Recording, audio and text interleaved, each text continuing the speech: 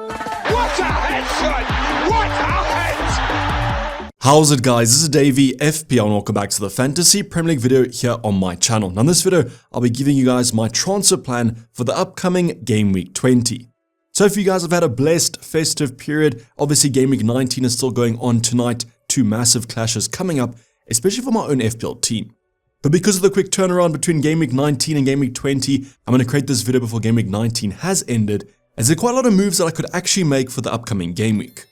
So I'll be discussing those kind of transfers after I give you guys the updated rank for Game Week 19, and you guys can see if I've got a red arrow or a green arrow currently.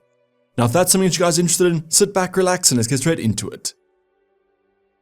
So let's go over our Game Week 19 rank update. As mentioned, two clashes coming up tonight, massive for my FPL team, as I still have 5 players to feature.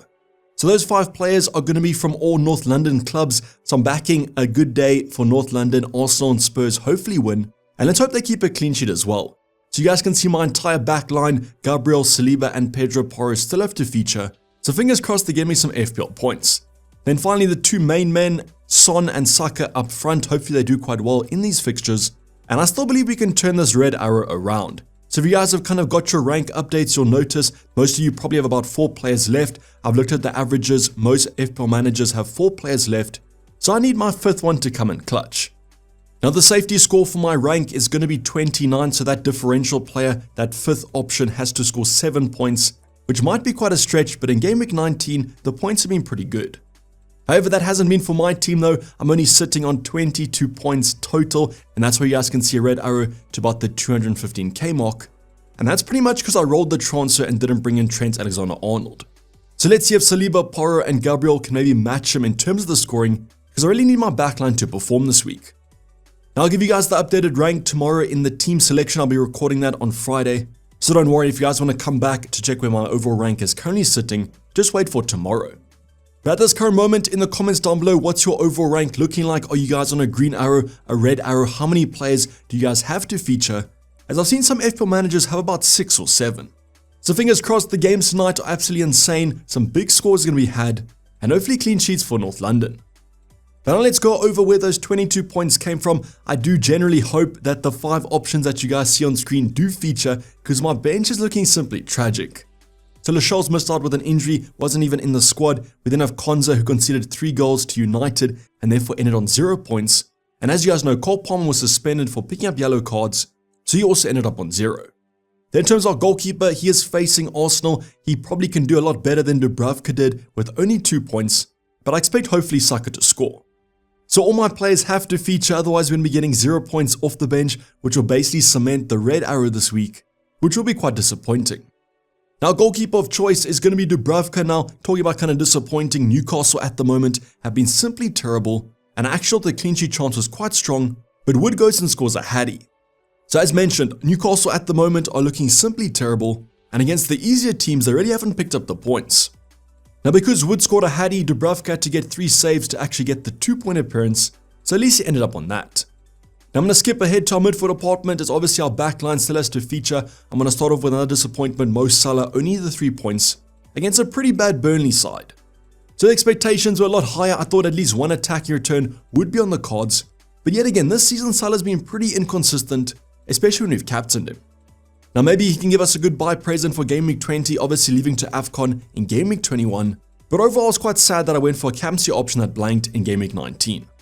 Now completing our midfield department was going to be Anthony Gordon, another disappointment, kind of adding on to Dubravka. That attacking department of Newcastle has fallen flat, and even though Gordon's got the majority of minutes against Luton and Forest, he's come away with no attacking returns. So definitely a transfer out in my opinion, although they do have some tougher games coming up, so maybe Newcastle can rebound from this. And it would be kind of pure FPL if he's blanked against Luton and Forest, but scores against City and Liverpool. Now he also racked up a yellow card, and that's why he's only on the 1-point appearance.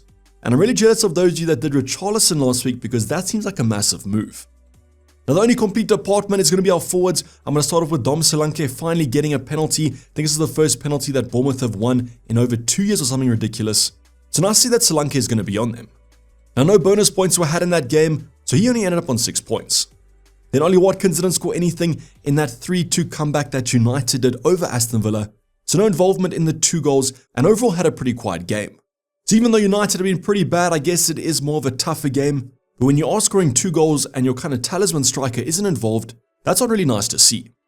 At least the last option in our team was going to be Archer. He had to come off the bench now that Cole Palmer was suspended, and he racked up an assist and actually quite a lot of XG. So if you guys don't know, I think his XG in that game was above 1, so definitely could have scored in this fixture. I definitely would have loved that because he is super differential, and as I mentioned, I just had to play him because of the injury concerns.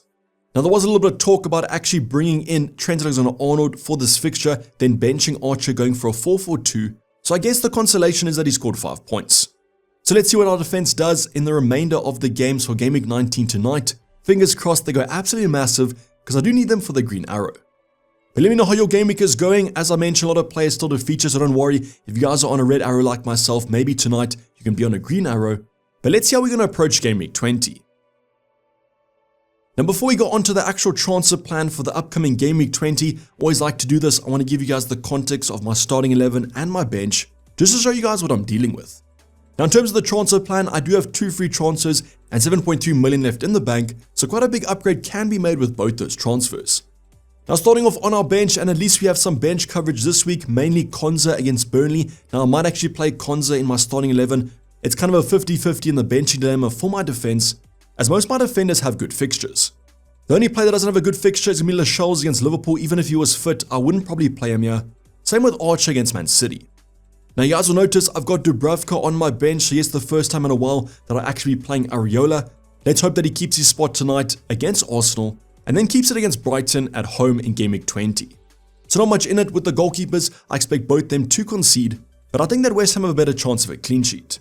Now what you guys can do is actually just play Dubravka, hope he gets a lot of saves against Liverpool, as they haven't been the most free scoring side at the moment. Now talking about our kind of back 3, you guys can comment down below, would you play Konza over any of my back 3, that's Saliba, Porro or Gabriel? I think what I potentially could do is split the odds of Arsenal and play Konza over Gabriel or Saliba. If you guys want to know which of those 2 options I would prefer, probably Gabriel offers slightly more attacking threat, like you guys would have seen in Game Week 18. I do however think that all 4 of these players have good points potential. You guys would have seen that Bournemouth kept a clean sheet against Fulham, so surely Arsenal can. And even though Porro might concede, he has that massive attacking threat. Then in terms of Konza, I watched the Liverpool game against Burnley. Burnley was simply terrible, and I expect Aston Villa to bounce back after that comeback from United. So overall, our defensive department is looking very secure, even though I don't own Trent against Newcastle. Think that Game Week 20 might be still a fine one, as 4 of my defenders have good fixtures. Now moving on to midfield department, and the first thing you guys will notice is I currently am going to be captaining Heung-min Son. Dependent on what happens tonight, I expect Heung-min Son to play pretty well, and I just prefer this fixture over the Newcastle one for Liverpool, even though Newcastle have been pretty dire at the moment. I just think that the Newcastle game might be a kind of a cagey one. I expect them to rebound. This is finally one of the bigger teams that they will face, and Eddie Howe usually does well against the bigger teams. But yes, this could all change at the current moment in terms of my transfer plan. I want to see what happens tonight. If Son does well, very easy to captain him, as I don't trust that Bournemouth defense even though their stats are looking good. But let's talk about Salah against Newcastle, the last game before he leaves to AFCON. I expect overall good performance. I'm probably predicting a draw here, but that doesn't mean that Mo Salah can't score. Just slightly favour Heung-min Son at the current moment, even though as I mentioned Newcastle's defense isn't great. So let's see what happens, but neither is Salah over the prior game weeks. He hasn't looked a pretty good fixture against Fulham as mentioned, but good fixtures are coming up for Arsenal. Scored 3 goals, so I expect Arsenal to do pretty well. Versus Trent on that left hand side probably. That's going to be quite a matchup. I might even keep Gordon because Trent, as you guys know, isn't the best defensively, but neither is Newcastle's attack. So probably the biggest transfer out with 2 free transfers, I might look to replace Gordon. I'll talk about some options in the upcoming talking point. But if I do play him, I still expect him to do okay. Then Cole Palmer against Luton away, good fixture on the cards. Most people saying that Luton isn't an easy game at the moment. I do agree with you, but I still feel like Chelsea are attacking pretty well. And with Nkunku back in the lineup, it's going to be interesting to see what the starting 11 is going to be. I still believe though that Cole Palmer should be a shoo-in for that starting 11. One of the best, if not the best, Chelsea attacker at the moment. And because he's so cheap, I can simply just play him. We continue on the trend from the defense. The midfield department does look pretty strong. Good fixtures overall, but the Camp is going to be quite hard to predict. Then our final department at the moment is going to be Dom Solanke against Spurs away. This is a fine fixture on the cards, but as I said, I do expect Solanke to probably do well, as Spurs currently have no fit centre-backs. So it might be contradictory as I am starting Pedro Porro, but as mentioned, it's for his attacking threat, and Bournemouth and Solanke have been playing very well at the moment. Then also Ollie Watkins against Burnley. Even though he blanked against United, I still have faith in him. Not enough to probably captain him, but Burnley at home is a great game, and as mentioned against Liverpool, they were simply terrible. So I'm expecting big things hopefully from Ollie Watkins. might be a slight contender for the Campsy, but I think Son or Salah is slightly safer. But as you guys can see with 2 free transfers, the team does look okay. However, there are some fixtures I might want to take advantage of. For example, Man City, a full Foden, an Alvarez, or even an Erling Haaland. But that might be kind of too short-sighted and might be for only one game week. But comment down below, if this was your team, what moves would you guys make? 2 free transfers, 7.3 in the bank, massive upgrades can be made. Let's go over what I'm thinking. So let's go over the transfer plan. Obviously, I have to use 1 free transfer. I've got 2 in the bank. I can't roll 2 over. So let's go over some options I'm thinking about. Now, the first update I want to give you guys is about Erling Haaland. If you guys saw Pep Guardiola last night, he had some comments. He said that Haaland has been doing individual training but hasn't done any team training, and he is hoping that he returns in January. So what that tells you is that he probably will be missing the upcoming Game Week 20 fixture against Sheffield United at home, which is obviously the one that you wanted to captain him in. Now, what I think that you guys might even do is come Game Week 22 against Burnley, that might be where you guys look. Don't exactly know if he's even going to be fit for the Newcastle game, and that's obviously Game Week 21. So this might put you in a little bit of a spot here because you might want to take a 1-week punt on someone like an Alvarez, and I guess it's up for debate, is this worth it? But I just want to showcase this news and tell you guys about the Erling Haaland situation. So do I think he'll be back for Sheffield United? Probably not, and I think he might be a doubt for Newcastle. So obviously that does kind of downer our plans of bringing him in. That's why I kept the money in the bank. I wanted to keep the option open, but I think it's safe to say now that probably Erling Haaland will miss Game Week 20, and therefore we might go for a differential option.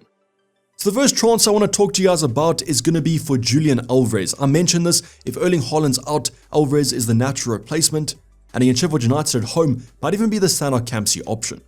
So this might be a transfer I do, but it might be slightly short-sighted. If Erling Haaland's back for that Burnley game, I'll have to upgrade him to Erling Haaland with extra funds, which you might have spent on other moves. So let's maybe see if we do get more Erling Haaland news in the press conference coming up on Friday. If we do, maybe if Erling Haaland is going to be missing maybe 3 weeks, 4 weeks, Alvarez might be a good punt to go for. And I guess that's if you want to captain him against Sheffield United as well as Burnley.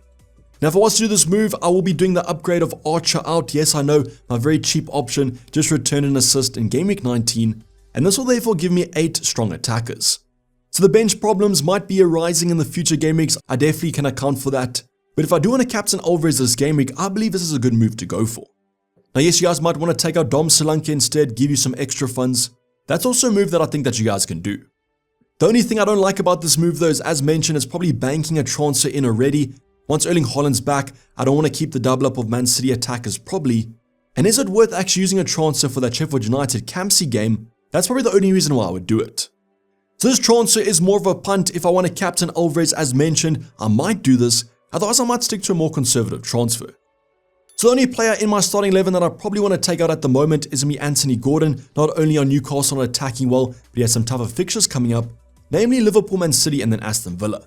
So I'm looking at a few replacements, and now we kind of divide into the differential approach or the more stable approach. If I was to go differential and more for a punt, it might be Phil Foden. Now, would I captain Phil Foden if I brought him in this game week? I don't exactly know. I don't trust them as much, but I guess against Sheffield United at home, if you're not going to captain him now, when will you? And that's probably the only reason why I might look at him is for a short-term punt. Now, there might be a slight chance of an actual double game week coming up for Man City, and therefore I might do both of these moves if we do get confirmation before the deadline, but there might be a slim chance of actually getting it. So I think the only reason I might do this move is 2 reasons. The first one, if I want to captain Phil Foden, or if we do get double game week 21 news. Now, Phil Foden might be more of a medium-term option than someone like a Julian Alvarez. Just because Erling Haaland's back doesn't mean that Phil won't be in the starting 11, but it does open up some rotation dilemmas. So I just want to showcase this kind of move to you guys because, as mentioned, it's more of a differential approach, but the more sensible option might be going for Richarlison.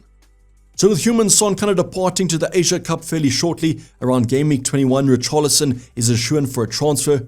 You definitely want a piece of that kind of Spurs attack. He's super cheap, and playing as a striker for Spurs without Heung-min Son, I still think will offer some points. So while Foden might be the more punt option, more differential approach, Richarlison is a more safe option. Yes, he might still be differential, effective ownership isn't that high, but I think he's a fine replacement with Bournemouth at home in Game Week 20. So basically what it might come down to is, if I don't captain Phil Foden, who do you think scores more points in Game Week 20? Foden against Sheffield United at home or Richarlison against Bournemouth at home? I think it might be quite a close one. So that's why this transfer is probably the most likely that I do. I might keep the starting 11 exactly the same, just about Foden for Richarlison, and then bank a transfer for Game Week 21. As who knows what's going to happen with Erling Haaland, and with Son and Salah leaving, I might need the 2 free transfers. So please just remember that in Game Week 21, Salah and Son are both departing. They might be out for 3 weeks, 4 weeks, or 5 weeks. So make sure that you guys have a plan in place.